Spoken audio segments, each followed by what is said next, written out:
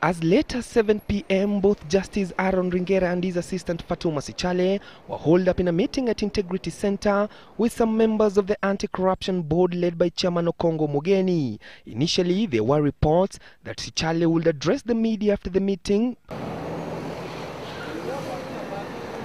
but both her cars and that of Ringera zoomed off from Integrity Center without them making any comments. Just give us a word. Just a word. Yes, sir. How is everything? Everything is under Have you control, decided but the chairman You decided is anything? authorized to speak to you. One of the board members, Bill Okero, could only refer journalists to the chairman, who was, however, not available for comment after the meeting. It was not clear what was discussed in the evening meeting, but it was clear that the board was putting pressure on both Ringera and Sichale to step aside and reapply for the positions if they so wished.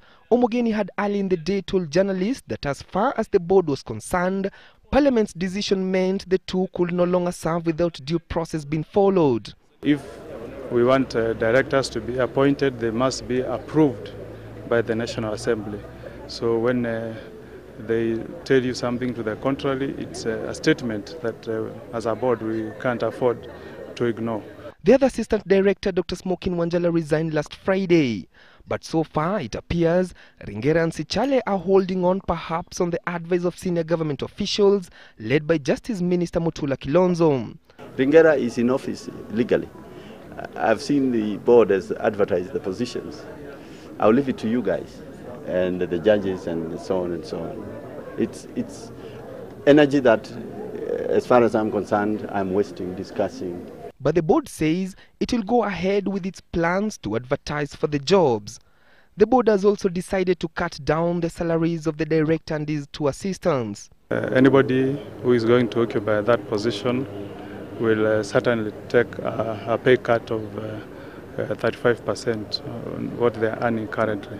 And in yet another twist, a case filed by Kolomani MP Boni Khalwale contesting the reappointment of Ringera might be withdrawn. Khalwale's lawyer informed the courts that she would like to take fresh instructions from her client before proceeding with the case, in the light of Parliament's decision to annul the Gazette notice reappointing Ringera. However, a case filed by the civil society against the reappointment is expected to continue on 12th October. So far, the official government position is to await the ruling on these cases to determine the way forward, and should they be withdrawn, then the government will find itself in yet another awkward position. As things stand for now, it will only take personal volition or a move by the executive for the embattled KACC Director Justice Aaron Ringera and his Deputy Fatuma Sichale to throw in the towel.